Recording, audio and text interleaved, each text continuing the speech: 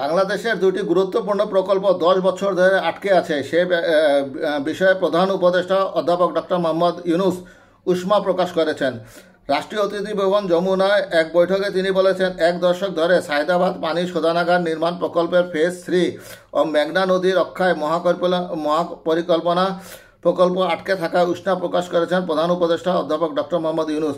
রোববার 9 মার্চ বেলা 12টায় রাষ্ট্রীয় অতিথি ভবন যমুনায় দুটি প্রকল্পের অগ্রগতি জানতে সংশ্লিষ্টদের সঙ্গে এই বৈঠকে বসেছিলেন প্রধান উপদেষ্টা। এতে স্থানীয় সরকার বিভাগ, ঢাকা ওয়াসা পরিকল্পনা কমিশনের ভৌত অবকাঠামো বিভাগ, অর্থনৈতিক সম্পর্ক বিভাগ ইআরডি, পরিবেশ, বন ও জলবায়ু পরিবর্তন মন্ত্রণালয় ও পরিবেশ অধিদপ্তরের উচ্চপদস্থ কর্মকর্তারা এই বৈঠকে উপস্থিত ছিলেন।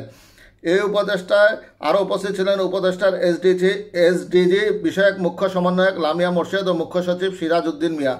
বৈঠকে বিস্ময় জানিয়ে প্রধান উপদেষ্টা বলেন, এরকম একটা গুরুত্বপূর্ণ প্রকল্প প্রায় 10 বছর ধরে আটকে আছে, অথচ ঢাকা শহরের মানুষের জন্য এটি অত্যন্ত জরুরি। ভূগর্ভস্থ পানি উত্তোলন করে দিন দিন আমরা পরিবেশকে বিরাট হুমকির মধ্যে ফেলে দিচ্ছি। সংকট থেকে উত্তরণের রাস্তা থাকা সত্ত্বেও সেই কাজটা এত বছর ধরে করা হয়নি। এসব প্রকল্প বাস্তবায়নে কী কী বাধা রয়েছে তা দ্রুত চিহ্নিত করতে সংশ্লিষ্ট মন্ত্রণালয় বিভাগকে নির্দেশ দেন প্রধান উপদেষ্টা অধ্যাপক ডক্টর মোহাম্মদ ইউনূস।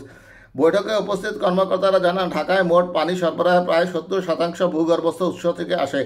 দীর্ঘদিন ভূগর্ভস্থ উৎস ব্যবহারের ফলে পানির স্তর প্রতি বছর 2 থেকে 3 মিটার নেমে যাচ্ছে, যা টেকসই উন্নয়নের সঙ্গে সাংঘর্ষিক এবং ভবিষ্যতে বড় রকমের বিপর্যয়ের আশঙ্কা তৈরি করছে।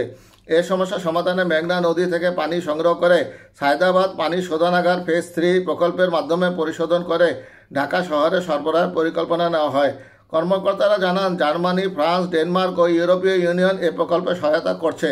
তারা ভবিষ্যতে সহায়তা বাড়ানোর প্রতিশ্রুতি দিয়েছে। তবে 10 বছর আগে পরিকল্পনা চূড়ান্ত হলে এখনও বাস্তবায়ন শুরু হয়নি। বৈঠকে প্রধান উপদেষ্টা বলেন, মেঘনা নদী নিয়ে অনেক উৎকণ্ঠা, এটা বাঁচানোর জন্য আমাদের দ্রুত কাজ শুরু করতে হবে। বাংলাদেশের নদীগুলো দূষণমুক্ত করা সরকারের অন্যতম অগ্রাধিকার হওয়া উচিত, নইলে এই এলাকার জনজীবন বাঁচানো যাবে না। প্রধান উপদেষ্টা সংশ্লিষ্ট মন্ত্রণালয় বিভাগকে চলতি অর্থবছরের মধ্যেই প্রকল্প বাস্তবায়নের দাপ্তরিক কাজ শেষ করার নির্দেশ দেন।